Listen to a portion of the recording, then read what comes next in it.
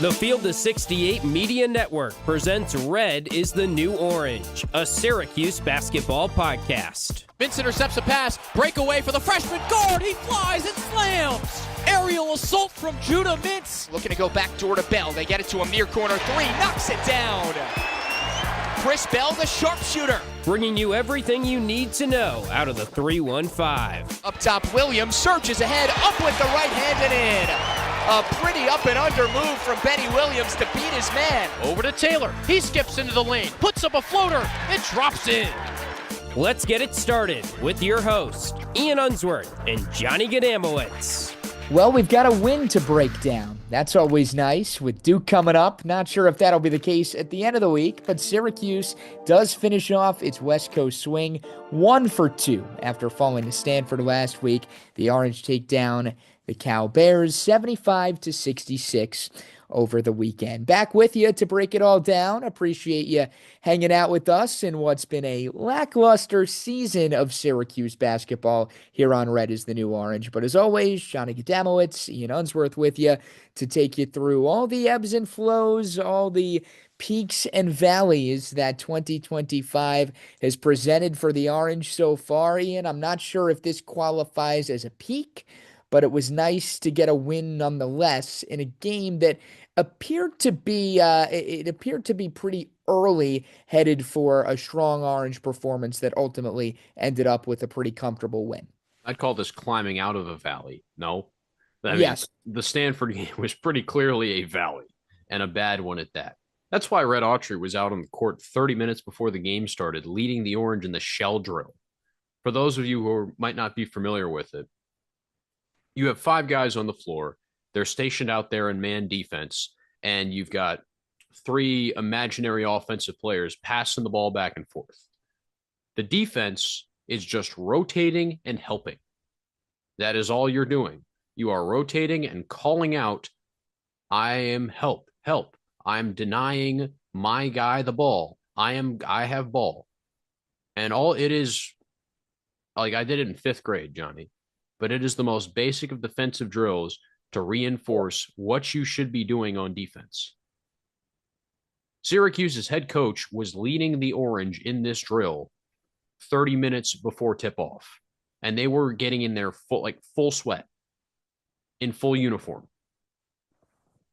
That is what you have to do, I guess, to make this team start well against a Cal team without its leading scorer. So that's what works. That's what works. And it worked perfectly. It carried over perfectly, as you mentioned. Cal only had 23 first-half points. This was one of those games where the defense really set the tone, and a big reason why, no Andre Stojakovic. We told you about him last episode. He was dealing with the flu, wasn't quite sure if he was going to be good to go. Evidently, he was not. Was that why Syracuse won the game? We'll never know. Yeah. Was that a big reason why Syracuse emerged victorious? Yes, it obviously had a hand in it. Couple of notes here. Lucas Taylor with one of his better games over the course of the past couple of weeks. He was Syracuse's leading scorer, in fact. Only 2 guys in double figures. Taylor was one of them with 19. Good to see J.J. Starling get back on track right behind him with 18. I think we've hit that point now in the season, Ian, where, it's kind of those February dog days.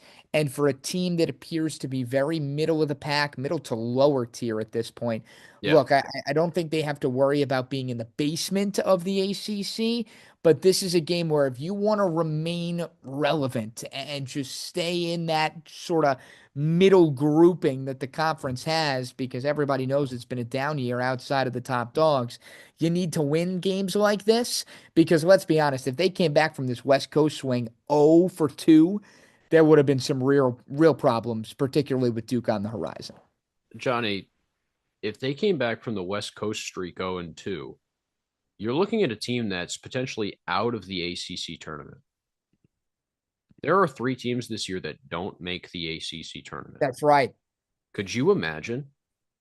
They'd be, so if they went 0-2, they'd be 3-8 as opposed to 4-7 in the conference. Now, I've got to pull up the standings here. I mean, Miami. I got North Carolina State's 2-8. Boston Right. College is 2-8. Miami is 1-10. Syracuse still Okay. has to play North Carolina State and Miami. So even if they did go 0-2, in all likelihood, you're still looking okay. I mean, you need a really poor last month to put yourself in the basement in that regard. But yes, it would But still it's be. not like they're not close to the basement. I know, I know. They are three steps away from the basement. You are one slip and fall with that bundle of, pots and pans you're carrying up the stairs to where you are in the basement. Right, right. I guess I don't want to call it a saving grace, but you look at what's left, and after Duke, it's not very scary. You've still got to play that aforementioned Miami Hurricanes team that is pitiful. You've still got to play Boston College.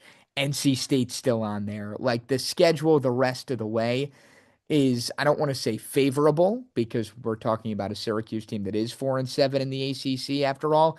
But I think it's fair to say in that the toughest part of this team's schedule, particularly in conference schedule, after Wednesday against the Blue Devils, will be behind them.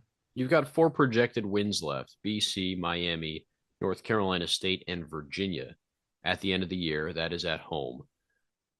But just the fact that Syracuse is playing to get in the ACC tournament as it Eye opening. stands Eye opening. is rather sad. Quite frankly, it is rather sad. And it's because not everyone has chipped in the way we expected them to. And again, Donnie Freeman is still on the bench with this lower leg injury that probably is not going to heal until March at this rate. But we don't expect it. Like, there is nothing that is telling us that it's going to get any better. I Not the think that coaching begs the staff. question. I wanna elaborate on this a little bit because it's a good point and it's something that is worth discussing. For you, Ian, has it hit shut it down territory? Like with the way this year has gone, this team's not going anywhere, at least postseason wise. I go back and forth because there's the argument of he's a freshman. There's going to be growing pains. It's important for him to be battle tested so that you can make sure he takes that sophomore leap. But on the other shoulder, it's what the angel and the devil, right? Whatever Mhm. that analogy is. Yeah. On the other shoulder, it's shut it down. Why risk it, right? Why rush him back, make it worse? I don't know. I think with the year he's had to get him back on the court, you're going to take that opportunity. Obviously, you don't want to rush him, but I don't know if you can sit back on Donnie Freeman's freshman year as it stands right now and feel really good moving forward. Like, I'd love to see a couple more 17-point games from him against the UVAs and Boston Yeah. colleges, even if that means Syracuse isn't going anywhere, just to have something to hang your hat on. Because we know he's got the potential. Right. That's not a question. But the issue is, at the beginning of the year, he was mocked as a first round draft pick. I don't think that's still around, quite frankly. I don't think there are many teams in the NBA who are looking at Donnie Freeman's half season of about 14, 15 points and 7 to 8 rebounds a game against mostly inferior competition, we should say, that the team did not perform well against. That's not going to jump off the page. Now, the talent and the gifts and the athleticism will still, even from his high school film. Teams will watch that and drool about it. And I'm sure there are people in his corner who are saying, look, your best chance is to go right now and take the money from the NBA. I'm sure there are probably people around Donnie Freeman who are telling him that his best chance is to go somewhere else next year and play college basketball for a team that is a guaranteed bona fide championship contender. But I'm also sure that he came to Syracuse for a reason, and that wasn't to sit on the bench for half the year with an ankle injury. Now, Red Autry has said that it is his choice as to when he comes back or if he comes back, or again, since we don't know the extent of the injury, we can't exactly say how this is going to go. But it's clear that the coaching staff is not rushing Donnie Freeman back. So the recovery process, the timeline, all that sort of stuff is in his hands. But I think at this point, Johnny, it's much more about what he's hearing from his agent or his camp or his, those voices in his head more than anything that Syracuse is doing on the court. And you worry that, again, in today's day and age of college athletics, the lack of allegiance that some of these players feel to their university, right? And I'm not saying Donnie Freeman's not committed to Syracuse. Of course he is, and you would hope that he is. But again, freshman, 1 year, right? A year that has been riddled with injury. You do wonder what the internal motivation is to say, hey, yeah, I really do want to see this through and stick it out. And to your point, Ian, if he does have people in his corner, sparking those types of conversations, hard to not question kind of what the future holds and where you go from here. So hopefully it's a situation where we see him on the court sooner rather than later. But again, not a ton of information to go around. So kind of just one of those situations where you take it day by day and you play it by ear. I'd be stunned, and I think you'd be stunned too, if we saw him on the court midweek this week against the Duke Blue Devils. And this is a Duke team that is an absolute wagon. They are number 2 in the country in the latest AP poll. They have won 15 games in a row. They have not lost a game in the ACC. They also have not lost a game on the road. So playing at the JMA Dome, while it is certainly a unique venue, figures to probably not present that much of a challenge for a Duke team that's had no problem going on the road this year. And to be perfectly honest, Ian, it's not a weekend game. Syracuse is having a down year. I don't think the community is going to be getting up for this Duke game in the same way that they have in years past, but we'll see. Hopefully they prove me wrong. Duke is a machine this year. If even if you just follow college basketball super casually, chances are the player is Cooper Flagg. He's the first guy to come to mind, and this guy is every bit as good as advertised. I'm sure just like me and you've watched your fair share of Duke this year with how much they are on national television, and they just slapped around North Carolina pretty good this past weekend, and they feel like they're really starting to hit their stride if they haven't already. There's nothing to say that hasn't already been said about Cooper Flagg in college basketball. So we don't have to spend much time on Cooper Flagg. He's the best college basketball player we'll see in this generation, period. LeBron James didn't play college basketball, so Cooper Flagg's the next best thing. There you go. So what else makes Duke good, Johnny? That's the question we're here to answer. Well, they're top 5 in adjusted efficiency in both offense and defense. And the average defensive possession length is almost 19 seconds. That is one of the longest possession lengths in the country. You watch the Carolina game and you really understand why it's so hard to score on Duke. They have excellent positional size. They are the tallest team in the country. Their average player is 6'8". Their point guard is 6'5". Their center is 7'2". And so everyone in between is in that accordion. North Carolina runs out 4 small guards, and they can't pass the ball. They can't penetrate into the paint. They can't do anything because all they see is arms and hands and length. There are no lanes. There are no windows. There are no alleys. There's no space. So Duke not only plays great defense, but they turn you over and they run off those turnovers. And when you get Cooper Flagg out in transition, you get any of those guys out in transition, you get Sion James, who's built like a running back, 6'6", 220, or you get Proctor, who is now getting better and better in his 3rd year of college basketball, out in transition, good night. You're not going to do anything. They are not only beating teams, they are crushing teams. Yeah. Only two ACC games this year. Mentioned they've won them all, Hmm. where the win has come by single digits. Those two games came against Notre Dame and against Wake Forest. They beat Auburn in the non-conference portion of the schedule. They've beaten that next tier of ACC teams like the Louisvilles of the world. They did lose to Kansas. That was back in late November. But outside of that, essentially a spotless resume for John Yeah. Shire's crew, North who was Carolina right up State there. kept it close with Yeah, them last Monday, but you can see why that. I mean, North Carolina has those games, and Dontrez Styles had a nuts first half. But again, Duke pulled away, won by 10, and you can see why in the same if you play North Carolina State and North Carolina in the same week, one of those games isn't going to be perfect. That's just how it goes when you play your two biggest rivals in the span of the week. sure.